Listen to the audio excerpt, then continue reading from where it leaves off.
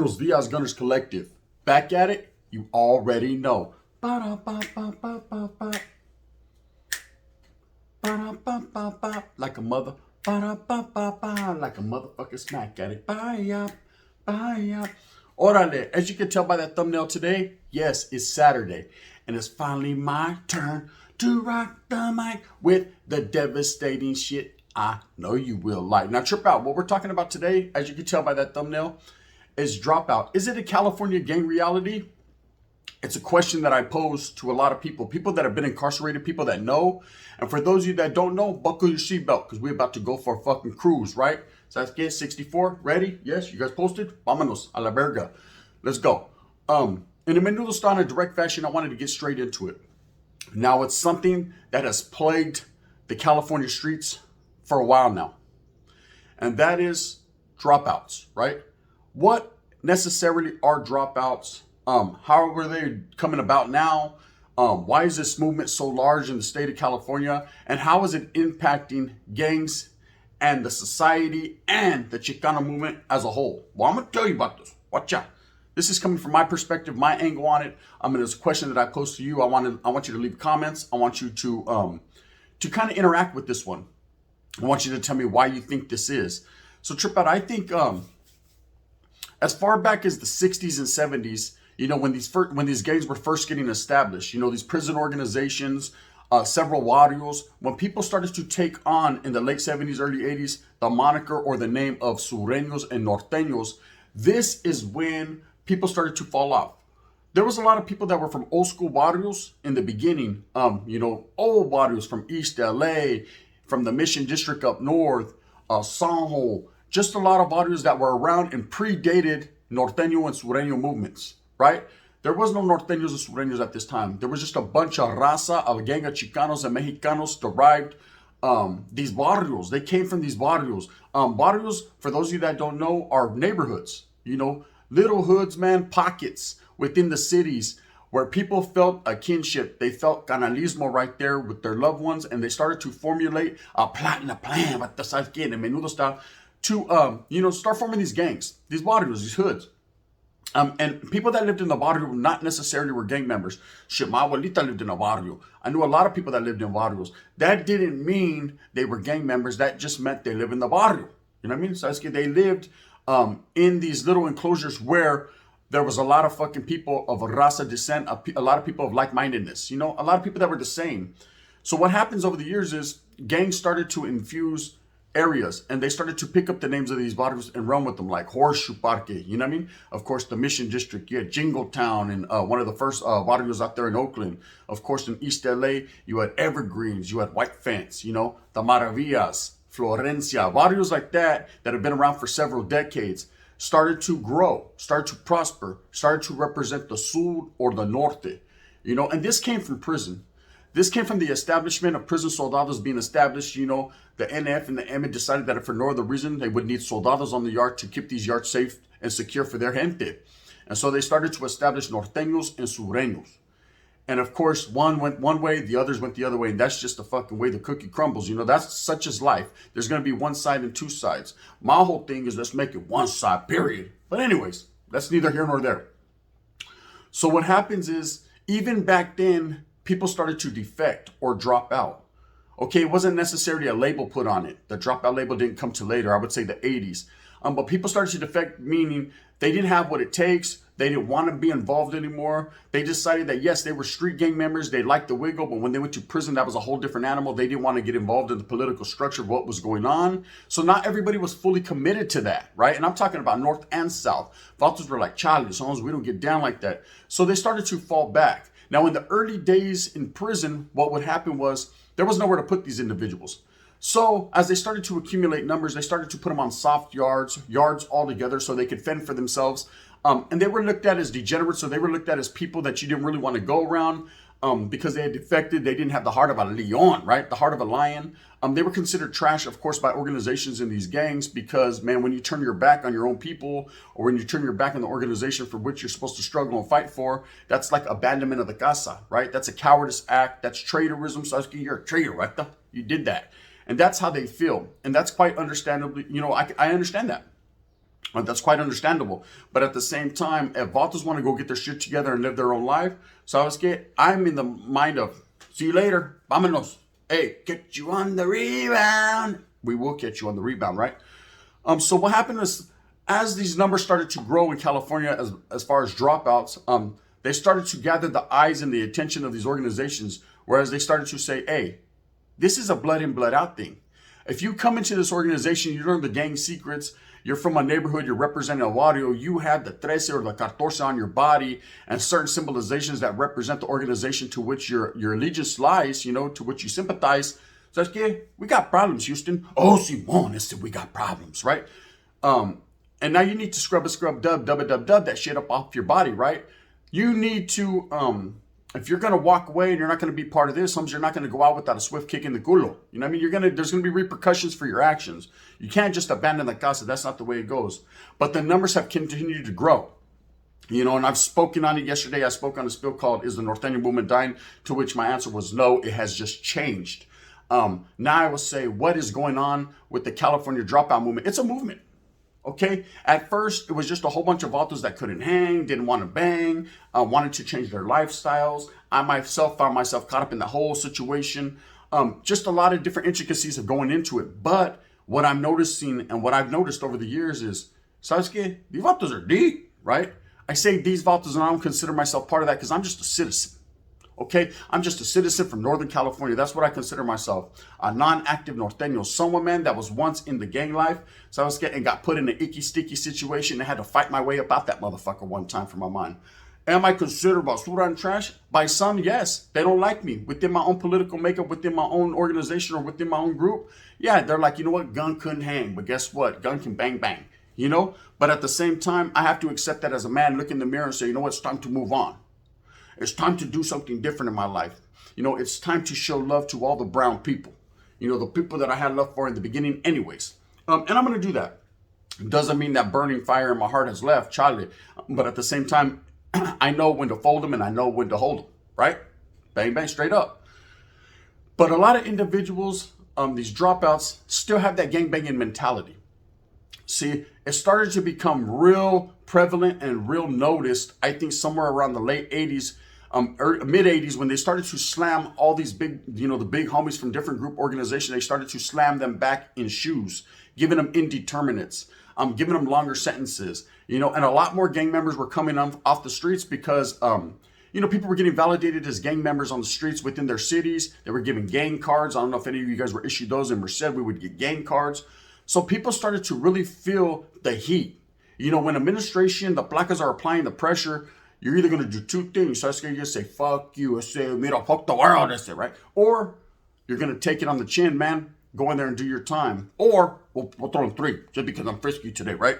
You're going to fall off. You're not going to want that smoke, right? And a lot of people don't want that smoke. They get all scared, man. They get the bubble guts, so their stomach starts going, right? And they can't do it. So what happens? They get at someone and beat me to boop, boop, boop. They decide that if for no other reason, they're going to roll it up. Yay, they're going to have a heart attack. They're gone, right? They don't want no funk. And I'm going to tell you what happens. What happens is then they get placed on different yards with people that have basically done the same thing or people that are there for a whole bunch of different reasons. Now, trip out. When you have DOs, dropouts, dropout yards, or what you consider S&Y yards, 50-50 yards, or anything of that nature, you know, soft shoe chrono yards, whatever you want to call them, you know, whatever fucking makes your heart tick. At the end of the day, prison is prison. And I've said that many times before. It doesn't matter what yard you go in. You're still going to have to fight the good fight. If vatos don't like you and they want your nalgas, they're going to take them unless you fight back. That's just how it is. Prison is prison. Now, of course, an unstructured prison is a lot different than a structured prison, meaning a prison that goes under political means, a prison that has rules, regulations, and policies. You can go over there into the Wild Wild West where you're solo bolo like a sideways Indian cholo drinking V8 by yourself. And guess what? Go put some paint where there ain't. You know what I mean? See how you come up. You're on your own now. You want to know what love is. You want them to show you. They might show you. But so whatever. That's on you. Anyways, where dropouts started to become, I guess, a problem for California and start to be noticed is when they started to outnumber the actives. They started to outnumber the general population. Now, this had happened somewhere towards the 2000s, early 2000s, when they started implementing these S&Y yards. People seen it as an easy way out. They seen it as an easy ticket. Oh, I'll just go over here. I'm gonna fuck it, bro. I ain't gotta worry about nada. I'll get visitas. I'll get cantina. No, I'm over here. Bamuskis. You know what I mean? Shoot the moon. Orale, shoot the moon. Right? They shot the moon. They got on over there. And you would think, oh, well, shit, they're just doing what they got to do, Charlie, because a lot of these guys were still wanting to be gang members. They just didn't want to do it around real gang members. If you understand what I'm saying, there's a lot of people, man, that still think there's somebody or there's something, but they don't know how to function correctly on them real yardas. So anyways, people started to fucking in a mass exodus jam over there to, these SNY yards, these 50-50 yards, whatever the case it may be. And what happened at that time was CDC started to open up more yards and started to flip active yards. And it came to the point where it was 70% SNY and 30% or dropouts and 30% active or general population. And that's where it stands about right now. Okay, so it's a very, very big movement. You know, a lot of people see it as, fuck it, la primera liz, it's cool. And they're going over there, the water's just fine, eh? And then a lot of people are seeing it as, you know what, hey, Charlie, why am I going to go listen to the next man? Everyone has an excuse why they do it. You know, whether it's a righteous excuse and they do it for the right reasons, or it's not. Sasuke, I can't call it like an alcoholic. What I can tell you in a menudo style is there's a lot of vatos that are going that way.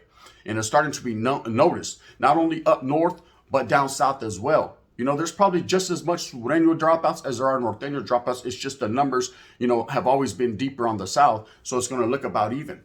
It's crazy, right? But anyways, I think where the tide started to turn and when actors really started to focus on these defectors and these people that were dropping out is when all these dropout prison gangs started to erupt, started to come to light.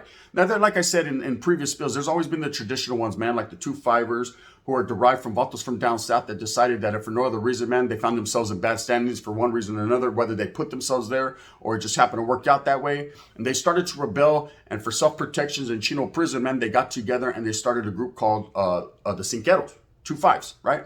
The pesetas. Basically, a peseta in Mexico is a quarter, right? So they're a quarter, a 2-5 piece. I don't know. Fuck it. This is what I heard. I read. I Googled it, right?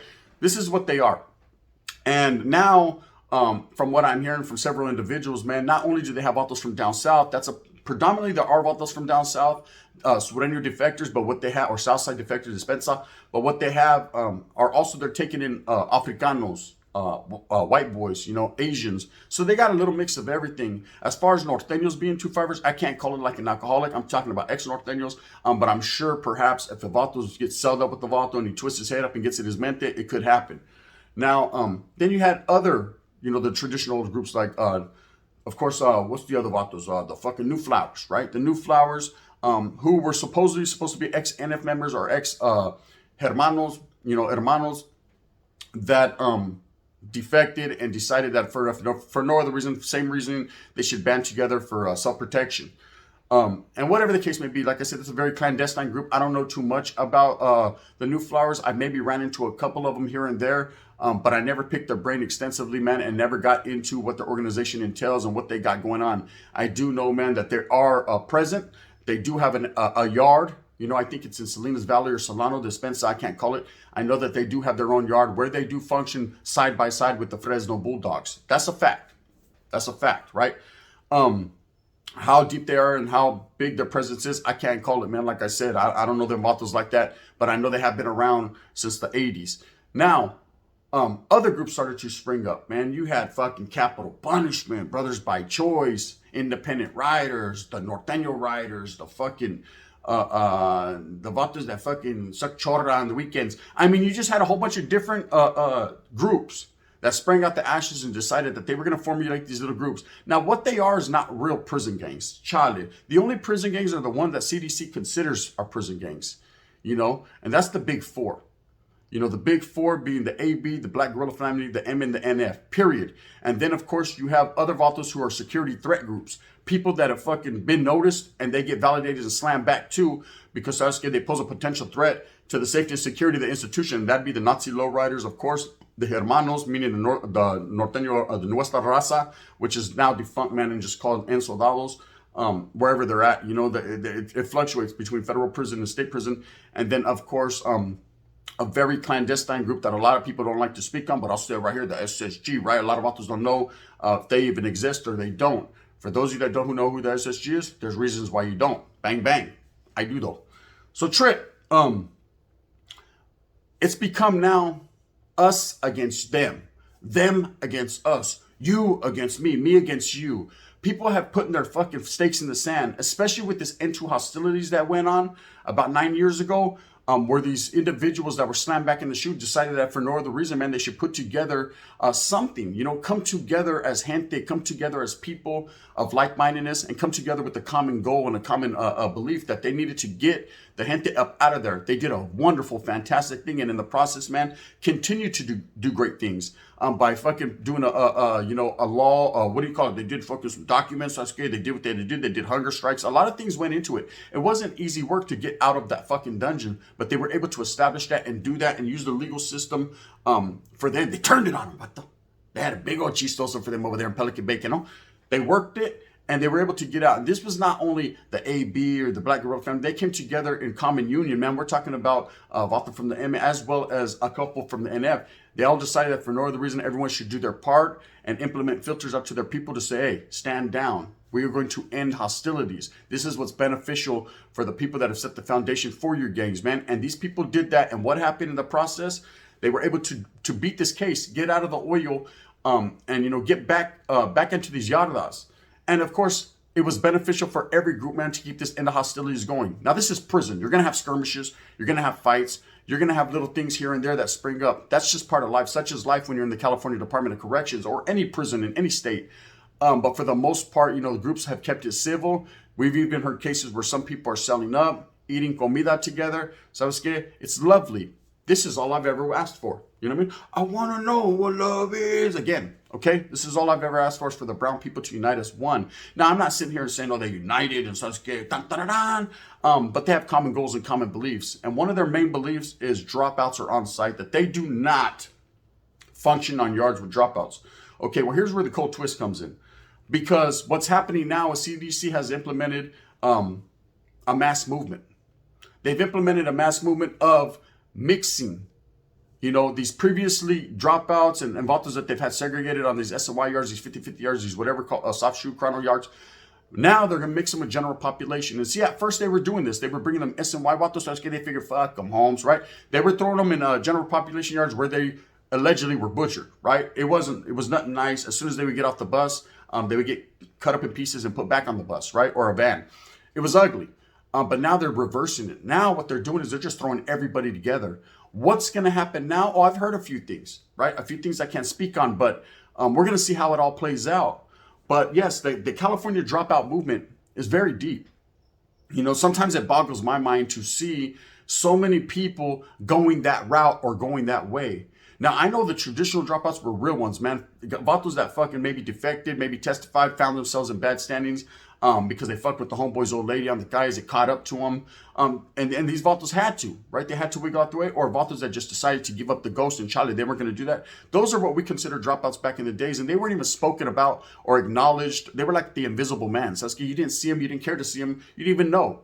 And this right here was camouflage. A lot of vatos, because they still had huelga birds, 14s, 13s, sud, or whatever on their face, on their necks and shit, were able to go back to their barrios and wiggle. See, at that time, and the communication wasn't up to par. There was huilas that would be filtered out, but by the time those caught up, so I was getting the vato already done came in, slammed heroin, boned your old lady, and did it pushing, right?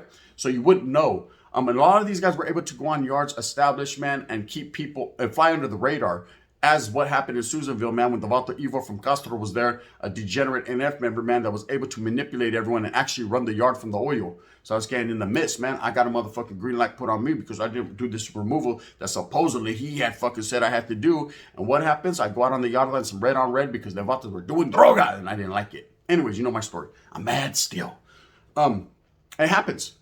But it happened on a lot of different yards where people were manipulated or fucking fell off or given a bad rap because this fucking degenerate character, man, was manipulating the system, tricking homeboys. And you can't go against the grain when certain individuals, they have certain tattoos, they've been certain places. You have to go with the flow, man. And if you question, not their authority, man, because they don't have authority like that, man. But if you question them, he's going to find yourself in a situation like I did. Oops, happens, right? Well, so you found out he was bad. Do I get backs? Do you got some money, right? Bang, bang. Sounds good. Sopitas work too. Anyways, with that being said, man, I'm just starting to notice this movement of dropouts even deeper and deeper. They have now got the upper hand, meaning they got the numbers. And I'm not a firm believer in violence, man. I'm not a firm believer in we should fucking kill each other. I'm a firm believer is we need to come together as a people, because we're all raza, no matter what standings you are within the gang. But that's neither here nor there. That's not up to me, man. That's the political makeup of prison and the streets, because it has touched the streets where it was a prison thing, and then you got out and Southgate was like, I'm done. That shit was hard, but watch out, I'm back, right? It's not like that anymore. Now you're not going back to your neighborhoods. People are watching you. They don't hit you up anymore traditionally like, hey, you a homie, right? No, it's, are you active? Are you with it? Did you fall off? Are you still good? Things of that nature. It's just an ugly situation that it even has to go that route, man. That you have to start off the relationship with the camarada or homeboy in that way, in a threatening manner, in a questioning manner. It should be all love and embracement and canalismo from the gate instead of, hey, are you still with it, right? What do you think, puto? Just que you see my red paño? Yeah, but I don't mean shit because like you know what I mean? No more shopping spree, no more late night. Well, yeah, all right, no more VIP. We can't even kick in the ball. I'm gonna drop out. You know what I mean? It could get ugly, man. You just never know who's wiggling. Anyways, man, it's a big thing that's going on in prison right now. Like I said, they're starting to integrate everyone. We're going to see how it all plays out. I'm going to bring you the news as I bring it, and it is what it is. I hope that you move fast with a purpose. I hope that you get everything that you want coming to you. Remember, at the end of the day, man, it's all about being there for your familia, being there for your children, being there for yourself, man. Take time for yourself because you might need it. Oh, yeah, you might need it. With that being said, hit that like if you like it. There's a little subscription button, or what is it? It's a little bell. You can pet it. Touch it one time for your mind, man. That helps out a lot. If not, you can hit that thumbs down. If you don't like me, heavy as the head that wears the crown, I'm going to continue to strive because that's what I do forever forward. Like, dude, watch out. Oh, not a norteño anymore, but I still got love. Anyways, with that being said, bang, bang, to gun.